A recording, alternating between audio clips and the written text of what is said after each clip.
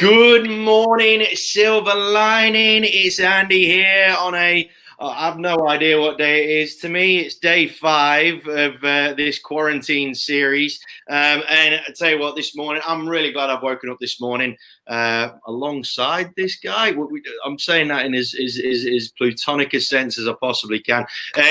JESS Densley, he is a coach, predominantly in the real estate space.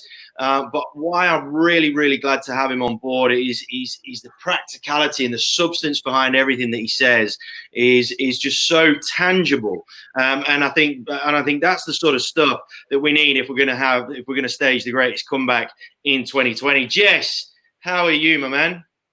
Mate, I'm great.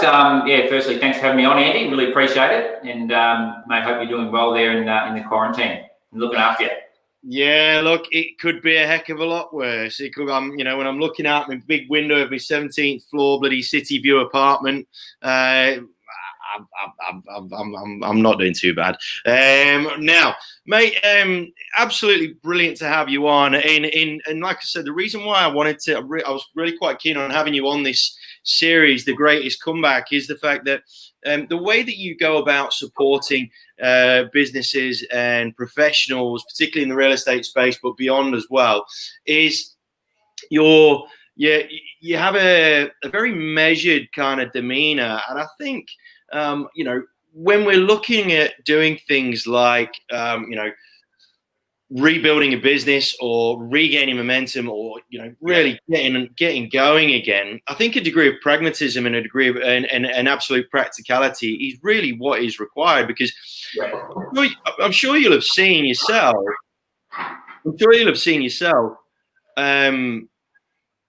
emotion just really cloud judgment. I mean, what's been the landscape as you've seen it with all your clients? Yeah, you're right, Andy. I mean, I've seen when the COVID first kicked in, we've seen a whole bunch of leaders that we're working with. We've seen leaders that entered into panic stage. We've seen leaders that are in that control space and they're leading their teams. We've seen leaders that just thought everything was going to continue on as normal. We've seen a range of different type of leaders, and it's quite interesting that we in terms of what we do with our coaching practices, that we learn a few things out of that in terms of really identifying the type of leader, and I guess those 3 types of leaders there, the person who is really taking control and pivoting and making those changes are the businesses that are now already doing the really big months. It's really interesting that when lockdown happened, and I'm in auction mode, obviously, when lockdown happened, and I started immediately, conversing with the directors that I either had auction bookings with or just guys that I worked with through the journey. Yeah. It was fascinating to see the ones, because everybody puts on, a Teflon style facade until it really hits the fan, right? And it was fascinating to see the ones that really struggled with change. I don't think it was that particular situation that really caused a bit of a concern or the circuits to fry. It was the fact that they realized they were going to have to change, and it was causing a lot of problems. I mean, with yourself and and again with your clients. Is this something that you've been able to recognize way before this, or is it one of those things where you've sort of, even yourself with all the experience that you've got, where you've been surprised or taken aback by the reactions of 1 or 2 people? Yeah, I guess, Andy, and it's no question it's been a very challenging time for lots of people, and but if I'm really honest, and I have always probably thrived in those times. I feel like we've given a lot to our clients through this time, and I guess, taking a few steps back, when I guess a couple of things for me. I had a business that I was involved in that was always a really challenging marketplace.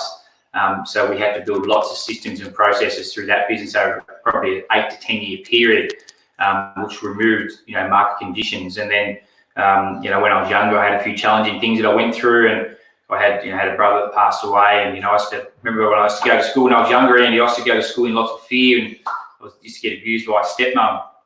So for me, what I went through, I guess, when I was younger, personally, and then what I went through when I was in business, made me really excited, to be honest, when these times, I know it's a challenging time for everyone, but excited that I was able to have something to offer all of our clients to get them out the other end. And I looked at 4 key things that I talked to all leaders about when this COVID kicked in, and I called them the four primary elements of leadership. And I'll go through them, and we might expand on them a little bit. But for me, there are 4 things that I guess were really pivotal for the leaders to get their team out the other end. So the first one was systems and processes, which we all hear about. Everyone talks about a business with systems and process, and that's fundamentally what we do a lot of here in our coaching community. The second one is personal leadership. So that's individual based as well as leadership based, but personal leadership is, like we were talking before we started, is what are you doing to lead yourself? Because I'm a big believer that the way you turn up as a leader is how your team's going to be replicated. So if you're not looking after yourself, if you're not exercising, you're not getting enough sleep, you're not eating well, you're not doing all those things, I guarantee you, your business is going to be a representation of that. So that number 2 element is personal leadership. Number 3 is cultural management. So I'm a big believer that you need to have a strong cultural management program within your business. We talk a lot about that. How does that look and how do you measure it? And the number 4 is how you empower your team. So as a leader, I believe that there's a difference between a manager and a leader. And I think sometimes what a lot of people do is they go into real estate business ownership, and they get stuck in just doing the day-to-day listing and selling, helping everyone out, putting out fires, and really just bought themselves a job. But for me, there's a big difference between that leader who empowers their team, and then what that allows them to do, Andy, that allows that leader to spend their time in more high-impact activities. And that's fundamentally where leaders want to be in their business. So much good stuff that you just came out with. Then it's not funny. I love what I think one of the best bits out of all of that stuff, all of that amazing stuff that you just said. In that cultural element, how you talked about the need to measure culture. Yeah. That's an interesting point. That one's really fascinating because in a lot of instances, in a lot of ways, the way that a lot of coaches convey culture, they almost talk about it like it's that sort of you can't measure it. It's intangible. It's that feeling that you get in the office, right? Building a culture, that, and to hear from yourself that it's something that you really need to measure.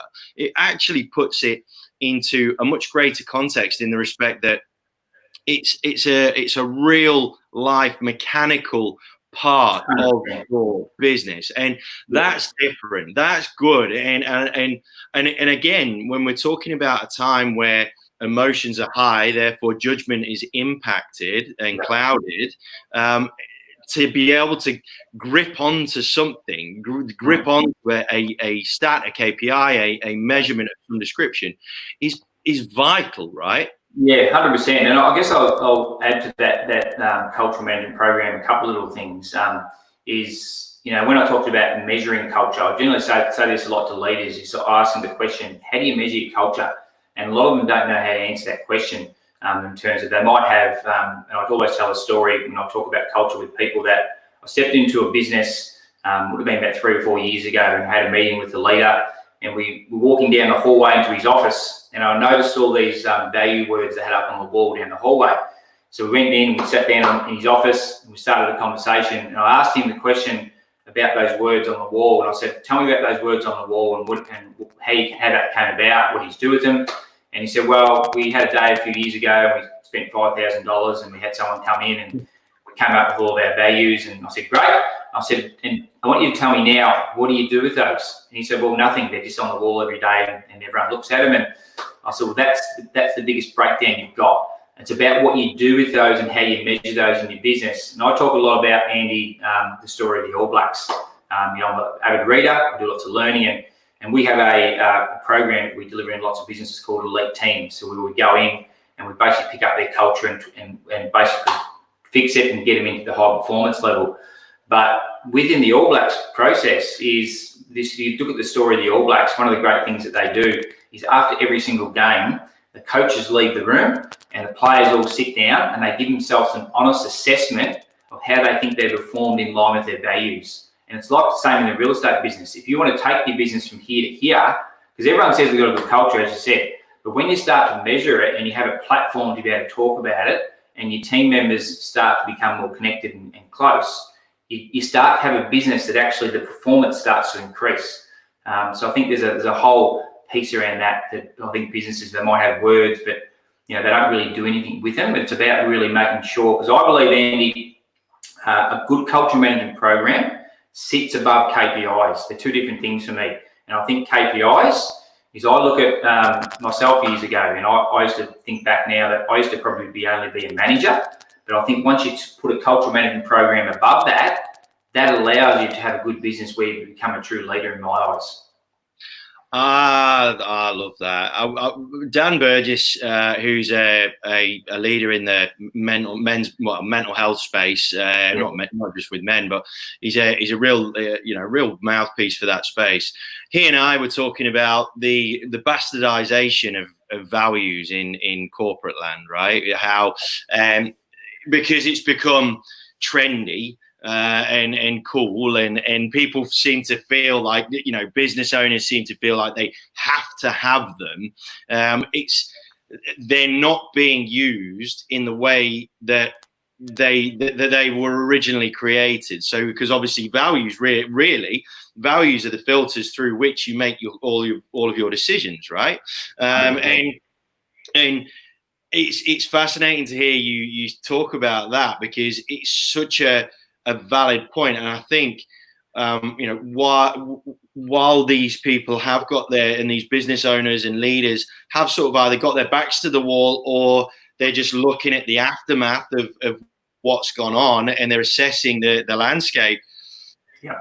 Self-critique, self-analysis, self-awareness is probably the most vital piece that anybody could do before they start rebuilding, because the last thing that you would want to do, and this is something that I'm starting to see already, is people panicking and just quickly spinning the wheels quickly to try and catch up and make up for lost ground.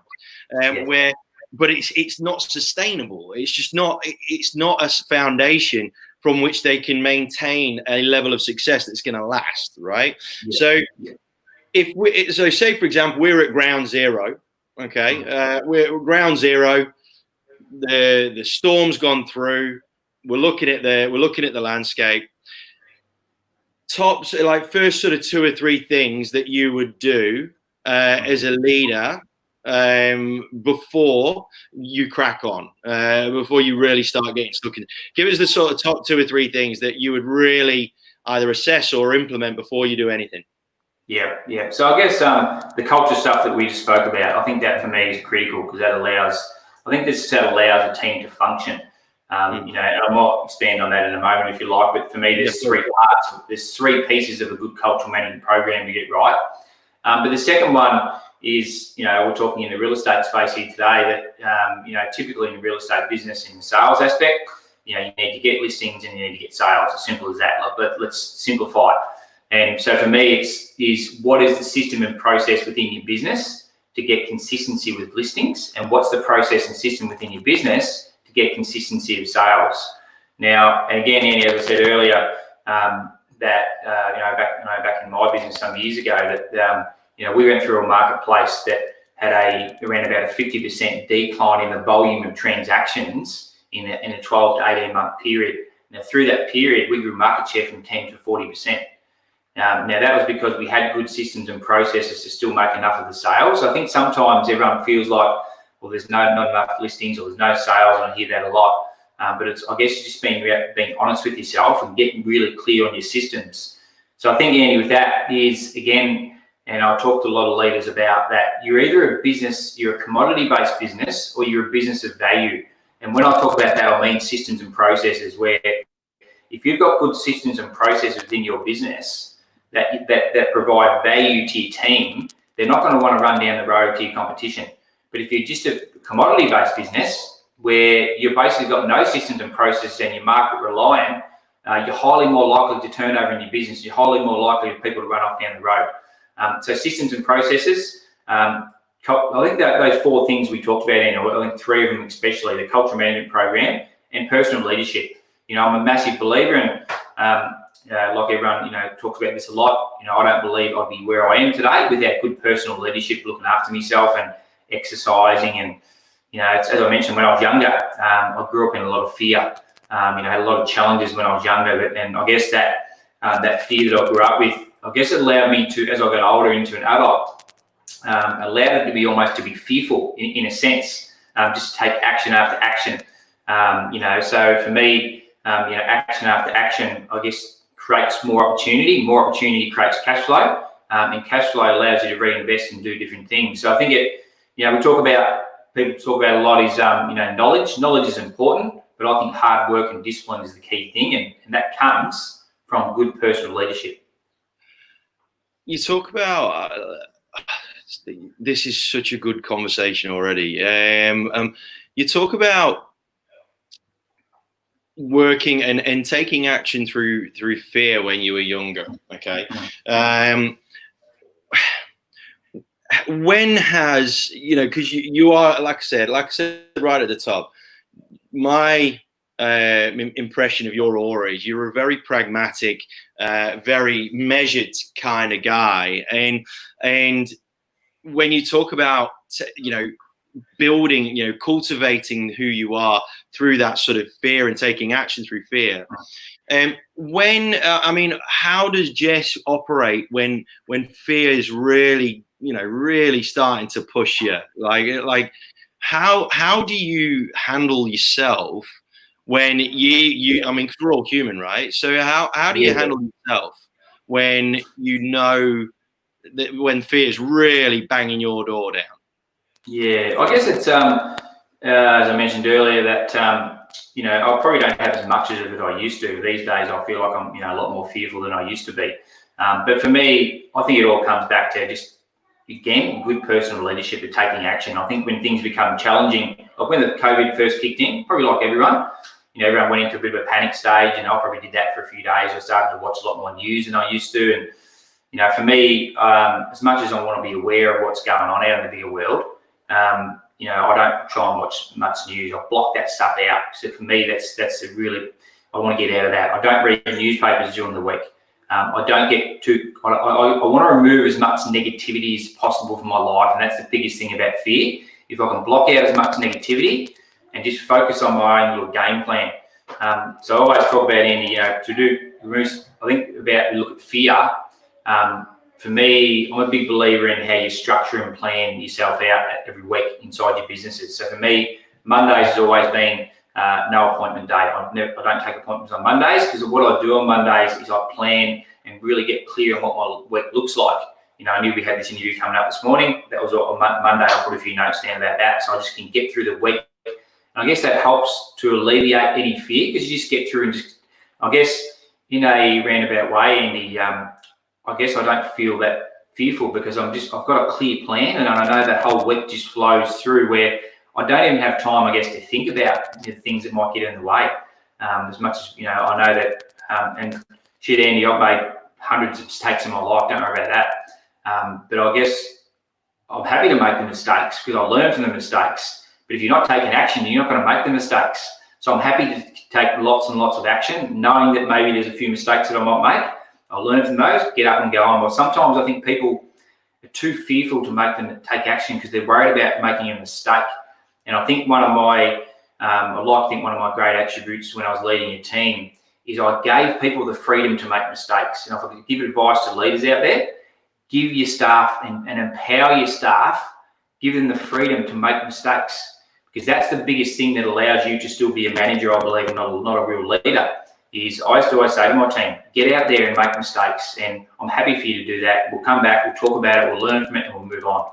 Whereas I think too many leaders, they strangle their staff, and the staff know they're too frightened to get out and take enough action, because they know if they make a mistake, the boss is going to come down hard on them. So it's about that, for me, is a big part of that fear factor you talk about. Fascinating that you talk about how, because ultimately, like, none of us can remove the element of fear, right? It's going to be there, even in a small degree, for all of us, right? You know, we can have the plan, but like you said, there is no such thing as a guarantee with any plan or any system or any procedure in any way, shape, or form. But you can absolutely increase your probability of success, which does minimize that fear factor of getting it wrong, right? What I love about what you said, though, what is how you manage yourself personally in terms of what you allow yourself to consume that may or may not influence your decision-making processes, or your fear of taking action may increase or decrease depending on what it is that you consume. And that's sort of circling back towards that personal management stuff that you're talking about there, in terms of one of your 4 pillars. It's one thing to, and this is it, right? A large focus is on the tangible stuff, like the food that you consume will directly impact your physique, your energy levels, your attention span, all of that sort of stuff. But if we focus on the slightly more intangible things, the things that we consume with our eyes and with our ears, I think a greater focus on that might well be required, because it's so loud at the minute with everything that's going on. You know, I mean, look, I think everybody's forgotten about Corona now with all the stuff that's going on in the US and what have you. So apparently it was a fad, but yeah, I'm still here in quarantine, and it's just. And the thing is, you can never blame social media, because it's just a tool. It's how people are using it that is the problem. You're like, when it's so loud, realistically, correct me if you think I'm wrong here, you kind of need to do a little bit more than just not read the news. You know, you kind of need to, because it's so consuming, it's so everywhere, right? Because, you know, social media is an important part of everybody's business now, so you can't help but be on it at times. What else do you do in terms of your consumption for your ears and for your eyes? You know, knowledge-based consumption. What other stuff do you do yourself that helps you to stay on this playing field that you're on? I guess, Andy, again, I guess I'd come back to getting yourself busy. You know, I think that, you know, what a lot of people probably struggle with is, you know, and if anyone's listening now, whether it's live or later on, that, you know, I encourage you to, you know, look at your calendar, you know, for the next 7 days and look at how much white space is in that calendar. You know, for me, I'm more about filling up that white space and getting yourself busy. So people in real estate, you know, I guess, you know, you can't make the excuse that there's not enough people to talk to, or there's no business. Just block the time out and do the work. So I'm always been a believer, if I talk to someone who's having some challenges, I said, well, let's look at filling some of this white space in your calendar up first, and let's look at getting you busy. We just get you. Oh, guys, we may have. Hey there. No. Yeah, you're back. My camera just slipped off. So yeah, getting yourself busy. You know, I'm a big believer, just get yourself busy. Now, when you get yourself busy, you might not get many results out of that, but I guess it's just about consistently doing that, and over time, the quality of the result will get better and better. It's like creating a new habit in your life. You've got to do it for 30 or 60 days before you sort of start to see that become a habit. You know, I guess, yeah, Andy, I've always been an early riser. You know, I do a lot of yoga, do a lot of meditation. You know, every morning I get up and do, like, one of my personal values is health and fitness, and I have a rule around that of 30 minutes movement per day, and that's just been ingrained in my mindset for years now. You know, so I have a personal set of values, and for me, I just try and live those values in the course of a week. And I say to anyone out there now that, you know, don't measure yourself too much on numbers. So people say to themselves, I want to write $500,000 in commission, and they get too locked into these numbers. Start to bring it back to a different measurement platform, and look at your personal values maybe, and say, well, am I living my personal values? One of my other ones, Andy, is honesty, and I have one around my rule for that is internal integrity. So what I tell myself I'm going to do, I'm actually going to follow through on, because I didn't used to do that. years ago, I used to always tell myself I was going to do something and I wouldn't do it. And what that does, I believe, creates negativity. Yeah. You know, so for me, that's one of my personal values is that, and I look at every week, I give myself a rating on my personal values. You know, have I lived that health and fitness? Have I lived that honesty value? Have I lived that value of continued growing and learning? Have I lived the value of being loving around my family? So I have a clear set of personal values that I just continue to look at, and you know, putting everything else aside, I believe those personal values I think have been pretty pivotal just to continue to get up and about and do things, you know, 80 to 90% of the time. Really interesting how in this, you know, the first few episodes of this second series, a lot more of the talk has been around spirituality. And you talk about how you practice yoga and meditation and what have you. And obviously the purpose of a lot of that is to center yourself and to be present and in the moment and all that sort of good stuff. But it's something that it's still, I mean, even though it is quite prominent now in society, it's becoming a lot more sort of common knowledge. There's a lot of lip service around it, yet it's still seen as a bit of a, it's a little bit sort of happy clappy, campfirey type. Right? Yeah. Some people just feel that way. So I mean, I do a you know, call it what you want. You know, I call it yoga. You might want to change the name to stretching if you want, just to make it sound a bit more sexy. But for me, I've had like an 8-minute ritual that I've done for probably, I think 12 or 13 years now. The first thing I do every morning is I brush my teeth, I get up, and I go and do that ritual. I don't need any video to watch. I don't need, because I just remember all the movements. I've done it for so long, and it's just a default movement. So, you know, I call it yoga, but as I said, if you don't like the terminology and you feel like it's a bit not you, call it stretching or something else. Because I just stretch and breathe. That's all I'm doing. Honestly, man, and the thing is, and this is where the really interesting part. I'm really glad we've dug to this section, this bit of it, because this is coming from a guy that preaches systems and procedures and measurements, and you know, this is coming from a guy that you listen to him, and the initial thought of him is, this is an engineering type brain. This is a guy who's very, very like logical pieces of a puzzle and so on and so forth. But even with all that, there is this core functionality that comes from you that is purely not what you would expect from someone that talks the way that you do. And I'm saying that in an incredibly positive way, because the amount of people that feel that they have to be one or the other, or that they can only be one or the other. And it's something that I've sort of started to mention to a few people, talking about that, you know, people are either heavily EQ dominated or IQ dominated, and realistically, you need both if you really want to inspire yourself and those around you. You have to have a combination of both. I'm so glad that you've brought that up, because coming from someone like yourself, like again, who is a leader in the industry, who is a guy. You know, there's another one as well. The fact that you're a bloke is a bit of a novelty. It's something that people just need to get over themselves. I think. Yeah, 100%. Yeah, 100%, Andy. I think it's get over yourself and understand that sort of stuff is what absolutely necessary.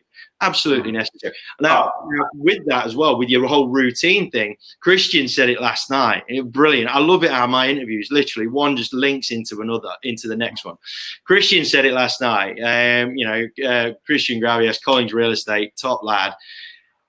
Like just this massive ball of energy. But he goes, every morning, without fail, I look at myself in the mirror and I tell myself that I'm the greatest real estate agent on the planet. I put some music on and I sing like no one's watching. And that just puts him into such a positive mindset moving forward that no one can stop him. It's funny you say that. I have a little funny thing and share some of my little secrets with you today, Andy. So I probably when I moved from Warrnambool, where I used to live, into Melbourne about 3.5 years ago now, and there's a few things that when I was making that transition, I wanted to really grow my coaching business, and I had a real passion around growing and getting to the next level. So we I did a few things.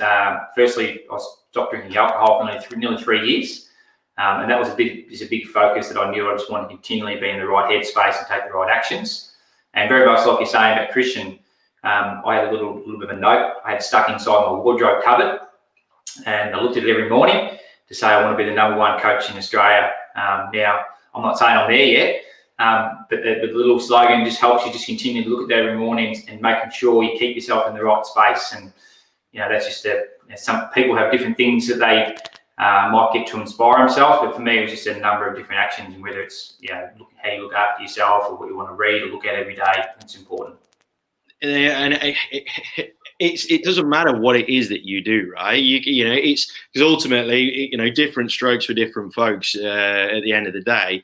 But that morning piece, that need to make sure that you set off on the right trajectory, and that by being 1% off, it means you're ending up in a different country by the end of the day, week, or month. People just really, they do just absolutely need to get over this whole, notion that it's not legit or it's just waffle or it's just talk. Every single leader that I've spoken to so far has got some sort of pattern like that. It is an absolute commonality in amongst everybody that I speak to that is leading in their field. Now, man, you mentioned that you set yourself that target of wanting to be the greatest coach in the country or the world, or you could take over the world, I guess. When do you review that? So when do you sort of stop and go, right, how far away am I? How far have I come? Like, give us a bit of an idea as to your sort of self-critique type process. Yeah, I guess it's probably don't really review it and critique it in a way, but I guess I just look back at, I've always been a big believer that I break things down into quarters, little 90-day. We do that with all of our clients. We do 90-day game plans. And so for me, every 90 days, I set up a new three projects every quarter. And I've done that for a number of years now. So look at not trying to achieve too much. Let's look at 3 projects. Let's break those 3 projects down into success criteria and then just follow through. And I guess because I've probably always felt like I've had a good element of discipline, generally I get to end of most quarters and fulfill those projects. So I've always just tried to keep it simple. I guess now of all the things that we do, we've got a coach based up in Sydney, we've got a coach based up in Brisbane, we've got a team over in the Philippines. We've had some pretty enormous growth in the last 12 to 18 months. And that's just been a result, Andy, of just those little quarterly goals that I've set, and whether that be around how we deliver content to our clients, whether it be how putting in new staff for everyone, whether it be how we do social media, whether it be just one project. So if I've got an idea that might come into my mind today, I just put it aside in a little list, and then I have a real process where I'll review my projects in 90 days, and then I'll set some new projects for the next 90 days. So I guess I don't try to look too much further ahead. I just try and keep it simple and say, right, what's the next 90 days look like? And when I do 90-day projects, Andy, I have 3 projects. They get broken down into success criteria. And then I always look at what are my little personal growth areas in the next 90 days that I want to achieve. So I generally look at 3 or 5 of those, and whether it's a book I want to read, whether it's a conference I want to attend, whether it's another network group I want to be part of. I'm lucky that I'm involved in a global coaching group. And I'm very heavily involved in that, and I learn so much from people in that community. So for me, it's, as the old saying goes, the 5 people you spend the most time with is probably going to be a replication of how you finish up. So that's really what I do, Andy. It's a simple 90-day projects. I've done this with probably 150 people in the last 2 or 3 months that, we've talked about just setting up 90-day projects. Let's just get clear on that, break it down. Let's get some criteria. And if anyone, I guess, is thinking about that, is try not to make your success criteria points. So if you have a project and you break it down, try not to have it based on numbers, because you're going to disappoint yourself. I think have some criteria based on what you're going to do in each maybe given day, or what the project's going to look like.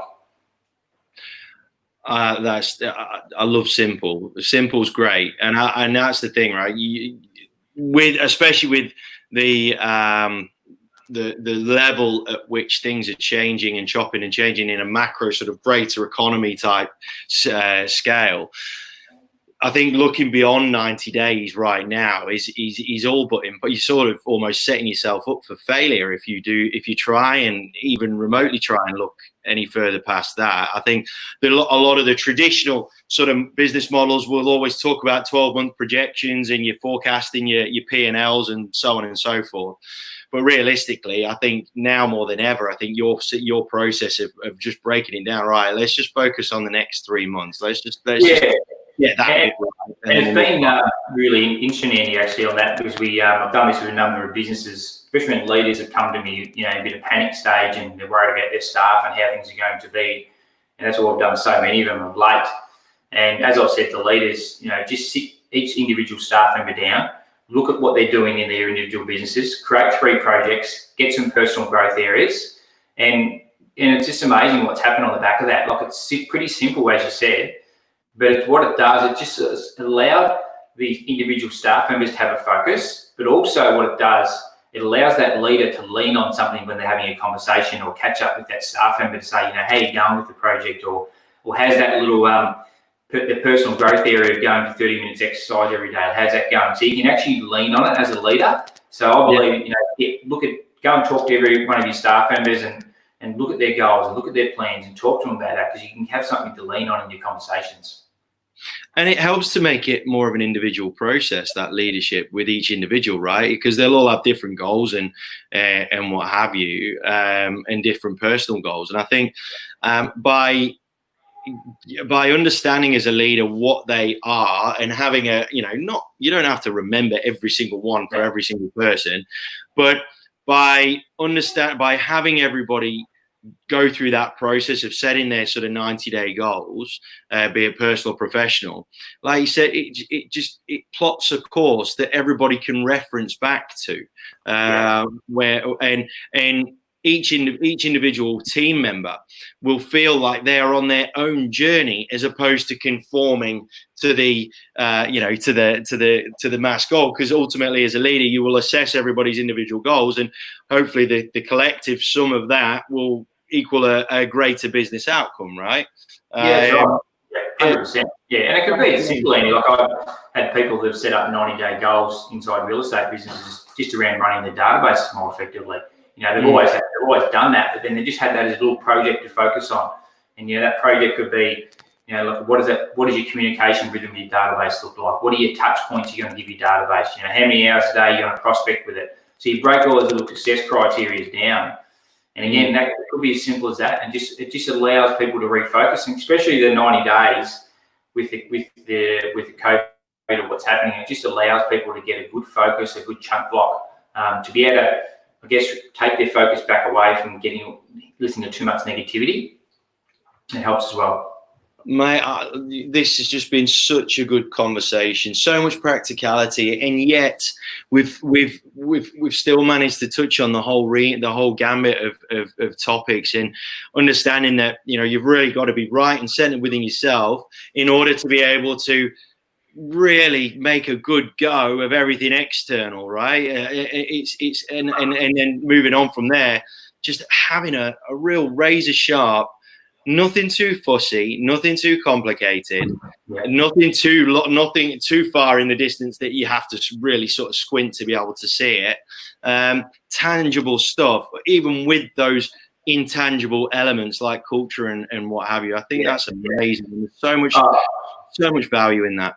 Yeah, 100%. And I'm finishing saying, you know, it's as I said about, you said, keeping it simple and taking the actions. And mate, I left school when I was in year 10. You know, my education's not high, but I believe just being hard work and discipline and trying to surround myself with good people has allowed me to grow and get to where I'm in. And over the years, as I feel like I've grown as a person, Andy, that I've been able to spend time around people who have got great knowledge and done all this great study, and I guess over time, you learn that they might not be where they want to be either.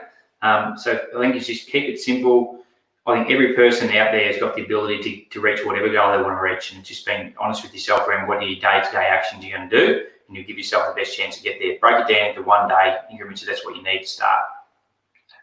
Absolutely brilliant, mate. Look, before I let you go, how can we reach you? So you've got, obviously you've got all the social medias and so on and so forth. Website? Yeah, so just jessdensley.com, pretty simple. Jessdensley.com is our website. Obviously, we have a lot of people we network with over in the Agent Hub. We have a few other different Facebook groups. We have another Facebook group for our core client community, but jessdensley.com is basically where everyone can find us, and you can get in touch with us there. Mate, you're an absolute star. Thank you so much for your time. I really, really appreciate it. This is going to get shared all over the shop because there's just so much gold, so much value, so much practicality. But at the same time, it's still a very, very human set of processes that you run to, and I think that is so refreshing to hear. Someone managed to just do it with a complete level of balance that I think lots of people fail at. So, mate, thank you so much for your time this morning. I hope you have yourself an awesome day.